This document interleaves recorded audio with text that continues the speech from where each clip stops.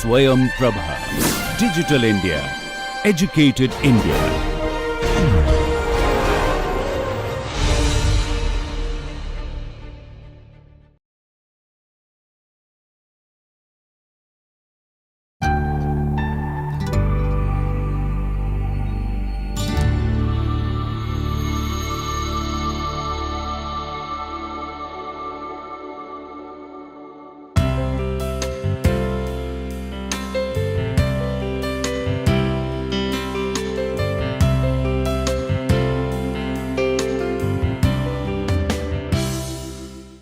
Good morning and welcome back to the lecture series on partition of India in print media and cinema. So, we are going to continue our discussion on caste politics and Bengal chapter. So, we were talking about Jinnah's emphasis on a single language, that is Urdu, which pointed towards a single and almost a totalitarian frame of a nation and a nationhood, which did not which did not acknowledge other ways of life such as asserted by the Bengali Muslims. So, which did not take into consideration other ways of existence or other languages, other ethnicities as asserted or as lived by the Bengali Muslims. So, Urdu claimed for national language monopoly and forcefully defined a single frame of nation through the idea of one language. So, and then the very idea of Bengali Muslims not being patriotic or authentic keeps coming back both in the discourse of the elite Muslims as well as elite Hindus. We understand, I have already spoken about how the idea of Pakistan or the idea of Muslim being a Muslim did not mean the same for the natives and the ones that had to migrate. One's location, one's position in the new polity would greatly define or greatly inform one's a sense of belonging as well as one's Muslimness.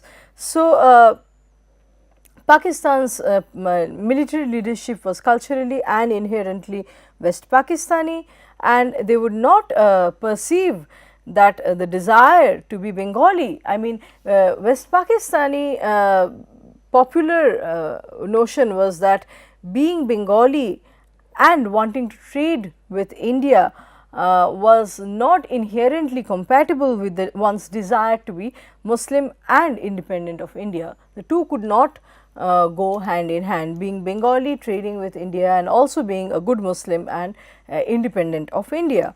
So, the movement of an independent Bangladesh was marked by charges of economic and cultural exploitation of East Pakistan by West Pakistan during the 1950s and 1960s. Zulfikar Ali Bhutto, who was the leader of Pakistan People's Party, Pakistan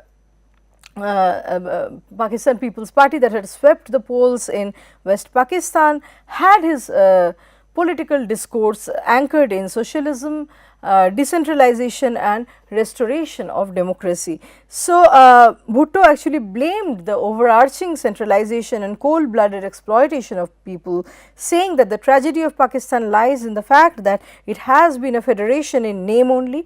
The spirit of federalism and the rules of coexistence were sacrificed at the altar of ambition. In the name of strong centers, the power of provinces were weakened to the point of being extinguished. So, between 1950 and 1958, 5 different constitutional proposals emerged. One of these proposals actually gave equal representation to East Pakistan in the national legislature, in spite of the fact that the province had a majority of the population of Pakistan. So, 1962 constitution of Ayub Khan maintained the principle of parity between the two wings and give East Pakistan 50% of the total seats in the national legislature. So, denial of this opportunity to form a government despite the Awami League winning majority number of seats was seen as the beginning of the end of united Pakistan. So, one sees that the road towards separation begins with the road towards separation of the two wings begin with the postponement of the session of assembly which was scheduled to be held on 3rd of March 1971. So, in place of this assembly, what happens on 25th March 1971 is a military crackdown on eastern Pakistan with the acquiescence of Lieutenant General Yaqub Ali Khan, who was the commanding officer of the Eastern Command. So, and with the governor, with the governor's support, the governor at that time was with the support of Governor Admiral Ahsan. So, talking about the major difference in handling Punjab and Bengal partition, one realizes that during one realizes that in the case of Punjab, I mean, generally speaking, there was a mutual agreement of virtual exchange of population where the center took measure, whereas in the case of Bengal, so in the case of Punjab there was a mutual agreement of virtual exchange of population, whereas in the case of Bengal the center took measure to limit the transfer of population as the violence was understood as not as extreme. The violence in the case of Bengal was understood being not as extreme as in the case of Punjab. In this context, Anushwa Basu Ray Chaudhary notes that the migration of East Bengalis from East Pakistan to West Bengal happened in phases. They can be studied as they can be largely divided as three major phases, and they were actually the people were driven by three basic imperatives: dhan or property, maan or prestige, and pran or life. So, the old migrants were those that entered West Bengal between October 1946 and 1958. They were eligible for minimum government support, and they were mainly from the upper caste and the elite sections who were hardly seen as imposing any economic burden on the government. So, although their property, all their properties were not movable, they were they could sell or exchange them. So, rehabilitation was more systematically done in their case. They had influential relatives in most cases. They had influential relatives in the metropolises or the smaller towns of what carved out as West Bengal. Now, the in between migrants were the service class people. The government identified this group as economic rather than political migrants, and so government did not recognize them as displaced persons and did not in most cases did not give any financial benefits. So, in fact, by 1958 the central government was urging West Bengal to wind up its rehabilitation ministry.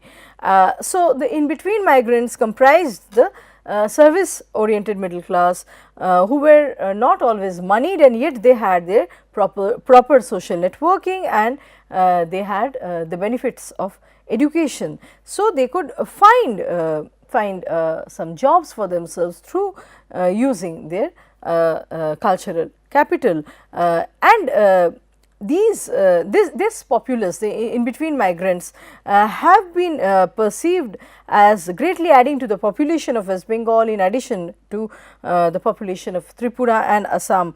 So, many of them, due to their class caste pride, would refrain from seeking government help.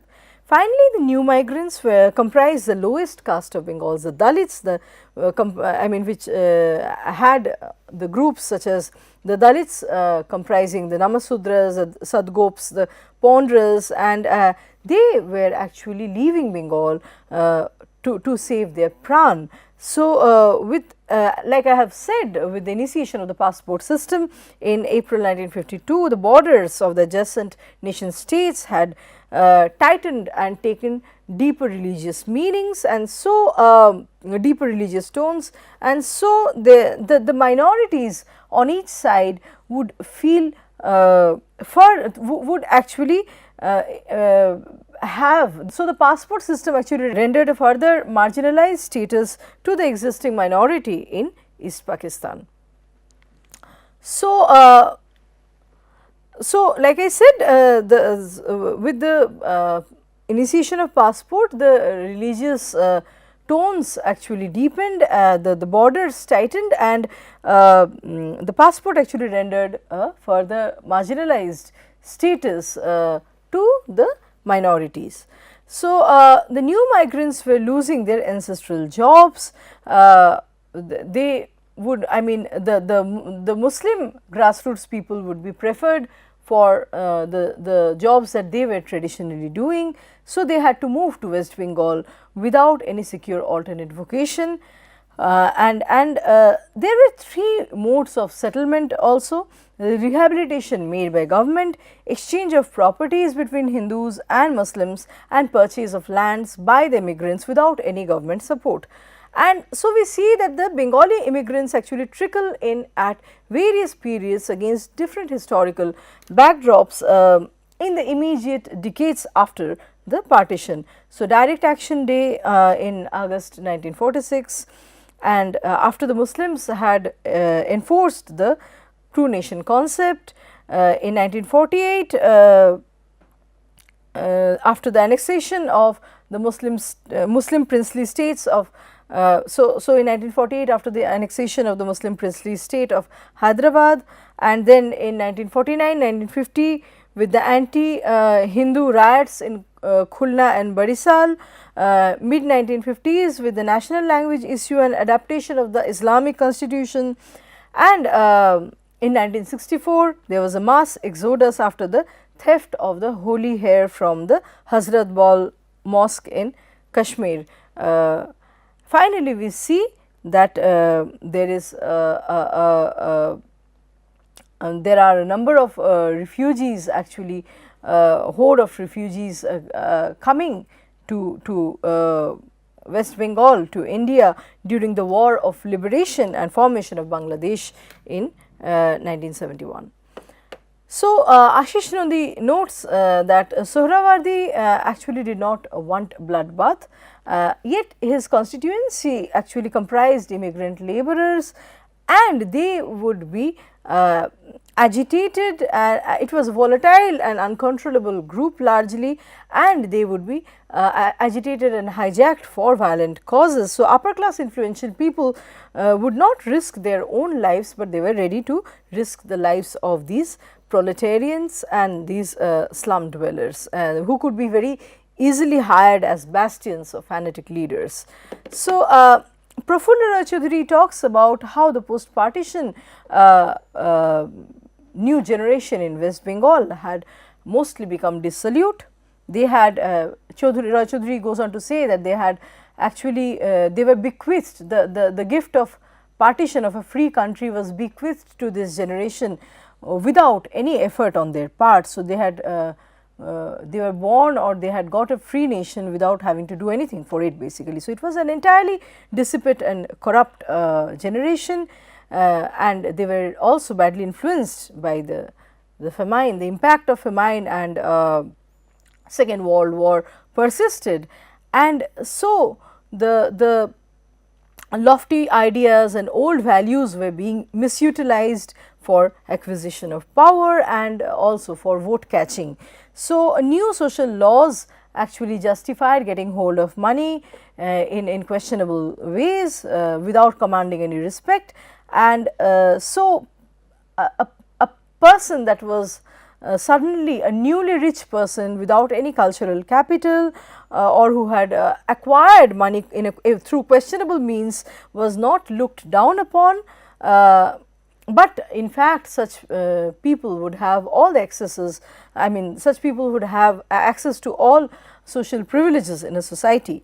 So, Bengal also witnessed change in the definition of gundas or antisocial thugs, and so these antisocials would have alliance with the rich that made them socially acceptable and even respectable and influential. They offered protection of lives I mean, and they offered protection of lives, and instead of being boycotted instead of being socially boycotted, they started determining the course of socio-political developments in West Bengal. Similarly, the Mastans were the offshoots of the Bhadralok educated middle class families that were actually suffering from unemployment. So, the lack of job availability pushed youths into crime, hooliganism and corruption. Now, W. Hunter notes that there are two kinds of Muslims in India, the foreign born aristocratic Ashraf and the lower caste Hindu converts Atrap. The Atraps majorly constitute the Muslims in the subcontinent. So, 19th century Bengal's revivalist reformist movements such as Farisi and Tariqai Muhammadiyya are explicit attempts at purifying Islam through socio-political programs and by drawing the supports of the grassroots and the marginalized.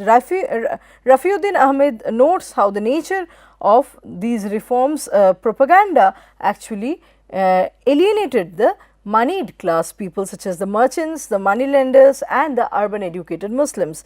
So, in the last quarter of 19th century, one sees militant impulses being replaced by more moderate forms of reform from within among the Bengali Muslims. So, Muslims were getting educated, they aimed at revival of the ancient glory of Islam with and wanted to amalgamate this glory with this ancient glory with modern spirit and cooperation with the West. So, census report 1872 says that majority of Muslims were from Bengal of Indian origin that were educated urban Muslims did not wish to be associated with the stereotype created either by the British or by the Hindus. So, the British would actually see them as Indian, and the Hindus would assert that they are low class, low caste Muslim converts. So, they reinvented the Muslim middle class, actually educated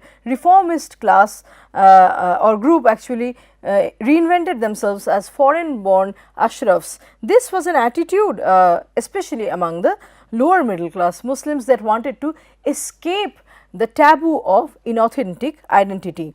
And by 1901, we see, if we look at the census of 1901, there was an increase in the number of sheikhs, sayyids and Mughals as well as Pathans, and there was a corresponding decrease in the ranks of occupational caste groups. This is actually getting back at the derogatory representation of Muslims both by the British and the Hindus in 19th and 20th century Bengali writings that depict them as foreign invaders, ex-Hindu converts, traitors, abductors and so on.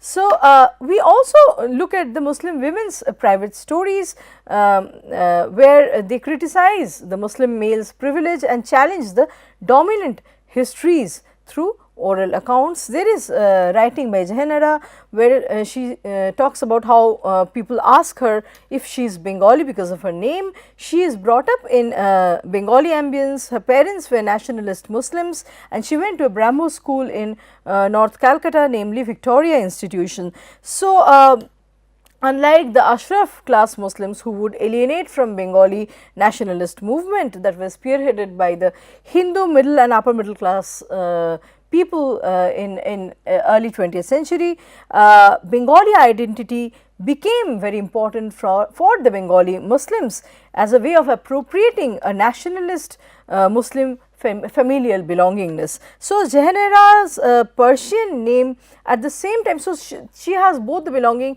she wants to claim her national Muslim nationalist Muslim sense of identity and yet situate herself through her Persian name, situate herself firmly to the moral and cultural universe of Islam. So, Jahanira establishes her family's upper middle class status and talks about an amiable father, an amiable Muslim father, which in fact challenges the representation of Muslims as treacherous or violent, and it displaces the destructive agency of Muslims who were seen as outside from Bengal. So, another Muslim female writer is Zohra Sultana, who was brought up under broad outlook of international community. She actually asserts a cosmopolitan casting of herself and her family, and her happenstance with Islam is a dialogic response towards the pejorative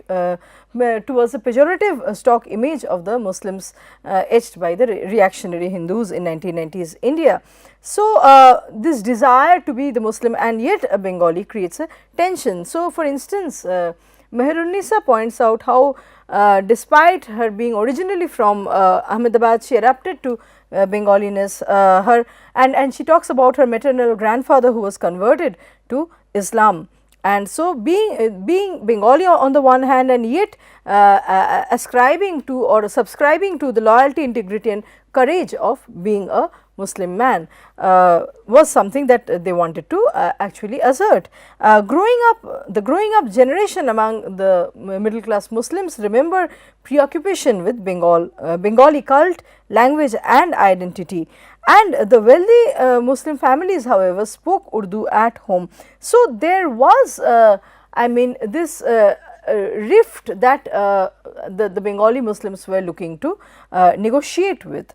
Meherunnisa openly criticizes Muslim men for their conservative attitude, lack of understanding for changing times, and she belongs to an affluent family of Muslim businessmen in Calcutta, speaks in English as well as in Bengali, but with an accent of Urdu, and so she condemns the easy life of the Muslims, and she talks about how the Muslims saw government scholarships as khairiyats or charity in which they would not participate. Comparatively, Hindu middle class people stayed as implicit referent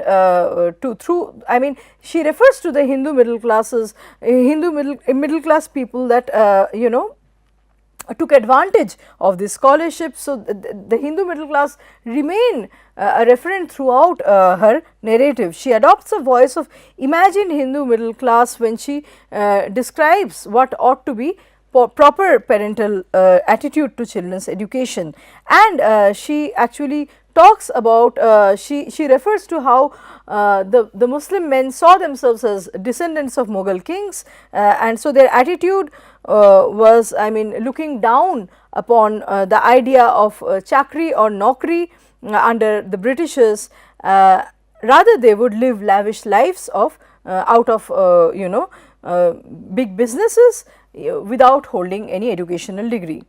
So, one sees that while Meherunnisa is celebrating Hindu women for their thriftiness, she is probably also celebrating the idea of Muslims aristocracy and in a way pointing out at Hindus selfishness. So, through her criticism she is maybe also bringing out a different kind of royal background and mourning for the loss of that background for the aristocratic Muslims. So, another work by Mumtaz Wahida points out to the immense wealth and aristocracy of both her parents, where her relatives held high posts both in Calcutta and in Bangladesh. So, Jahanira's assertion of Bengaliness was through tracing high caste Hindu ancestry for her family, and when Jahanira says that Musalmans in Bengal were converts, she suggests that any number of Bengali Muslim families can lay claim to a high caste origin. So, this is a way of constructing one's sense of self through pedigree or through delineating one's family tree. So, So one sees, Sufia Kamal says that one crucial source of bitterness between the two communities was access to jobs with the British administration was created, that created an important division between Bhadralok and Chotolok was there. So Muslims were essentially seen as non-Bhadralok according to popular Hindu perception, and so stock images of Muslims were with caps, skull caps and lungis, and women were with I mean seen as burqa clad, and they were opposed to they were seemingly opposed to everything that aligned with reason and progress. So I would just like to point out to how Jahanara faced the burden of being acceptable based on Hindu designed parameters. She would I mean Hindu women friends of Jahanara were conscious in expressing their depth of friendship with her, and they said that they were proud of being close to a liberal Muslim such as Jahanara. So she was able to she was able to earn this acceptance through distancing herself from the telltale signs of Muslimness, and she narrates about her abrupt departure for azan one day, which something that she had never done before, and this act actually asserts her Muslimness, which she had downplayed up to a point, and so this act also makes her a kind of you know, this act is a disruption to her you know belonging among the liberal Hindu friends, and so it is actually an assertion of her Muslim femaleness. With this I am going to stop today's discussion, and I will meet you again for another round of discussions in another lecture. Thank you.